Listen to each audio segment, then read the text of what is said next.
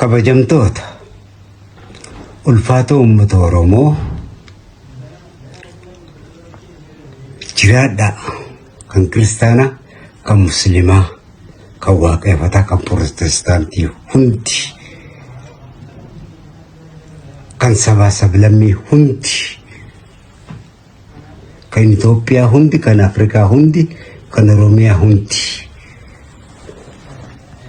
kan addunyaa hundi dhalli namaa haa jiraatu. Ani kabajamoo obbo Yaadataa Junaydii waa hunda kan ka'e naatu siif cufanaan jedhanii jiru. Obbo Yaadataadhaaf Rabbi naa kadhadhaa akka amantii keessanitti naa galatoomfadhaa. Waa hunda naatu siif cufa jedhanii jiran. Waa hunda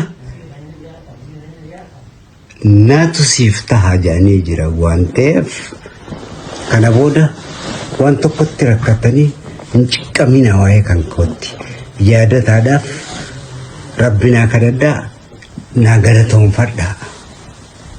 Anilleen maqaa keessaniin maqaa uummata Oromoo kabajamaan maqaa mootummaa Itoophiyaatiin maqaa mootummaa Oromiyaatiin maqaa qabsaa'ota uummata Oromoo hundumaan galateeffadheetiin jira.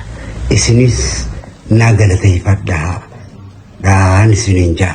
Kabajamoo obbo Yaadataa Junaydii akkuma kaleessa ilkaan kan kootolchanitti arraas fayyadama kiyyaaf waa hunda kan keenatu cufa jedhanii beellama naa seenanii jiru.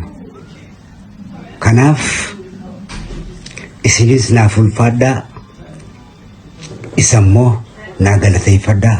Bye bye.